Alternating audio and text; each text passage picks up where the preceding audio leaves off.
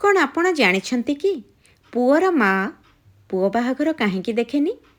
ଲୋକେ କେତେ କ'ଣ କାରଣ କହନ୍ତି। କିଏ କହେ ଏହା ପ୍ରଥା ଅଛି, କିଏ କହେ ମା'ର ନଜର ବହୁତ ଭାରି ପଡ଼େ। କିନ୍ତୁ ପ୍ରକୃତ କାରଣ ଅଲଗା କିଛି। ପୁରୁଣା କାଳରେ ମାନୁଥିଲେ କି ବାହାଘର କେବଳ ଦୁଇ ଲୋକଙ୍କର ବନ୍ଧନ ନୁହେଁ, ଦୁଇଟି ବଂଶର ଊର୍ଜାର ମିଳନ।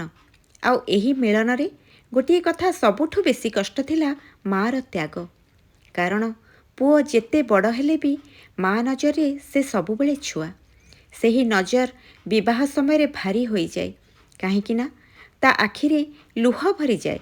ସେଇଥିପାଇଁ ପରମ୍ପରା ରହିଆସିଛି କି ବିବାହ ସମୟରେ ମା'କୁ ଶାନ୍ତ ରଖାଯାଏ, ତା ମନରେ ଉଠୁଥିବା ଖୁସି, ଭାବନା, ଡରର ଅନୁଭବ ନ ହେଉ। ଗାଁ ଗହଳିରେ ଲୋକମାନେ କହନ୍ତି, ମା'ର ଆଖିରୁ ଲୁହ ଝରୁଥିବା ବେଳେ ସେ ଦେଇଥିବା ଆଶୀର୍ବାଦ ବି ମୋହ ବନିଯାଏ। ଆଉ ଏଇ ବିବାହରେ ମୋହ ନୁହେଁ, ତ୍ୟାଗର ଶକ୍ତି ଦରକାର।